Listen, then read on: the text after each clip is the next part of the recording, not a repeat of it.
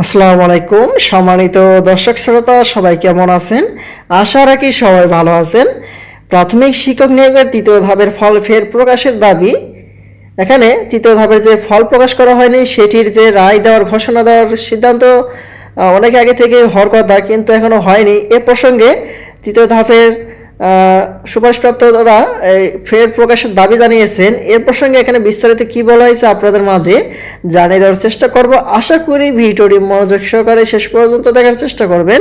আর আমাদের চ্যানেলটিতে নতুন হয়ে থাকলে অবশ্যই চ্যানেলটি সাবস্ক্রাইব করে পাশে থাকা বেল আইকনটি অন করে রাখবেন। এই রিপোর্টটি প্রকাশ করা হয়েছে 20 জানুয়ারি 2025। দেখি এখানে তৃতীয় ধাপের ফলাফল সম্পর্কে বিস্তারিত কি বলা হয়েছে। দেখতে পাচ্ছি বলা হয়েছে, প্রাথমিক সহকারী শিক্ষক নিয়োগ 2023-এর তৃতীয় ধাপের ঢাকা ও চট্টগ্রাম প্রকাশিত ফলাফল বাতিলের দাবি জানিয়েছে বৈষম্য বিরোধী চাকরি প্রত্যাশীবৃন্দ। তারা প্রতিবন্ধীদের কোটাসহ সকল শূন্যপদসহ পুনরায় ফলাফল প্রকাশের আহ্বান জানিয়েছেন। আজ সোমবার 20 জানুয়ারি জাতীয় প্রেস ক্লাবে এক বিজ্ঞপ্তিতে এক সংবাদ সম্মেলনে এই দাবি জানানো হয়। সংবাদ সম্মেলনে লিখিত বক্তব্যে আবু জাফর মোহাম্মদ সালেহ বলেন, প্রাথমিক সহকারী শিক্ষক নিয়োগে 2023 বিজ্ঞপ্তি 3 ধাপে দেওয়া হয়েছিল, যার প্রত্যেকটি সার্কুলার নাম্বার ভিন্ন, বিজ্ঞপ্তি প্রকাশের তারিখও ভিন্ন। প্রথম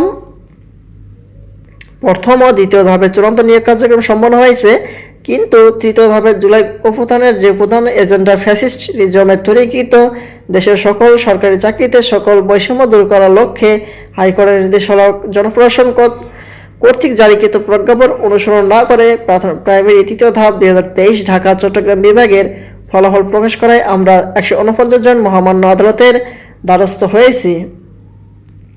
তিনি আরও বলেন, মহামান্য আদালত এ বিষয়ে 4টি শুনানি সম্পন্ন করেছেন। আমরা হাইকোর্টের আদেশ অনুসারে জনপ্রশাসন কর্তৃক সর্বশেষ প্রজ্ঞাপন ফলো করে নতুনভাবে 93% মেধা ও 7% কোটা অনুসরণ করে রেজাল্ট পুনরায় প্রকাশের আবেদন জানিয়েছি। আমরা বিশ্বাস করি মহামান্য আদালত নিজের দেওয়াটাই এই মামলার মাধ্যমে বাস্তবায়ন করে এটি আদর্শ নমুনা স্থাপন করবেন, যাতে 39,000 ভুক্তভোগী পরিবার পরীক্ষার্থী, যাদের ভিতরে নারী, প্রতিবন্ধী, তৃতীয় লিঙ্গ, মুক্তিযোদ্ধাদের সন্তান এবং ক্ষুদ্র নিকৃষ্টির অধিকার সুরক্ষিত হবে। চলতি বছর 29 মার্চ প্রাথমিক সহকারী শিক্ষক নিয়োগ 2023-এর তৃতীয় ধাপে ঢাকা চট্টগ্রাম লিখিত পরীক্ষা অনুষ্ঠিত হয়। এছাড়াও 9ম থেকে 12 জন ভাইবা পরীক্ষা অনুষ্ঠিত হয়। সর্বশেষ 6 মাস পর 31 অক্টোবর চূড়ান্ত ফল প্রকাশ করা হয়। এরপর থেকে ওই ফলাফল বাতিল করার পরে প্রতিবন্ধী সহ অন্যান্য 7% কোটা বহাল রেখে পূর্ণ মূল্যায়নের মাধ্যমে নতুন করে ফলাফল প্রকাশের দাবিতে বৈষম্য বিরোধী চাকরি প্রত্যাশীবৃন্দরা ব্যানারে আন্দোলন চলছে।